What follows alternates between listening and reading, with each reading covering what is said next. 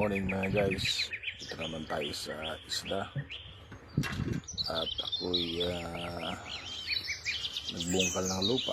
Ayan, gumagawa ako dito ng garden para tataniman ng mga makakain na mga root crops kagaya ng kamote, kamuting kahoy or gulay, kung ano lang ang pupwede guys na tanim.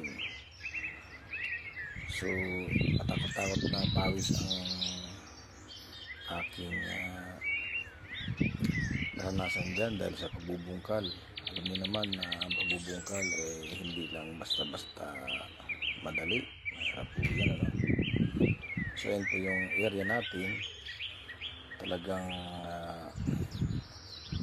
tawag niyan, ang mabato ng konti tapos may halong buhangin ang lugar. So try natin kung mabubuhay ang mga panig dito mga guys, no? May saging akong mga tanim dyan. Ayan, no? So sana mabuhay at sana umulan dahil tuyong-tuyo yung lupa, no? So double purpose po ito guys. Bukod sa libangan, pagka ito po ay lumaki, ito'y may aanihin, no? So ganyan po guys kahirap. So dinamuhan natin muna. Pagkatapos natin damuhan at sunugin ng mga damo, yun, binungkalan natin ang lupa para lang mataniman ng mga root crops.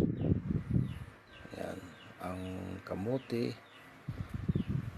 ay 4 na buwan bago magkalaman o bago i-harvest. Ganoon din naman yung kamuting kahoy, 4 na buwan din. So matagal guys, kaya kung kayo ay nagbabalak magtanim kayo ng maaga kasi para hindi kayo kapusin sa pagkain. Ang saging naman ay 3 times namumunga sa loob ng 1 taon. Ayan. Ayan mga guys, salamat sa inyong pagsuporta. Pasensya nyo na, yan lang ang aking video, hindi kagandahan, pero ako ay maasa na inyong susuportahan mga guys. Diyan po ito sa isla kung saan ako dumadalaw madalas para linisan ang buong paligid. And guys, thank you for watching. Ayan, o. So babalikan ko po yan dahil maghanap ako ng mga pananim. Ayan, malapit lang sa aking kubo-kubo at malinis na po ang buong paligid. Ayan. Thank you for watching mga guys, and God bless po sa inyong lahat. Salamat sa inyong suporta.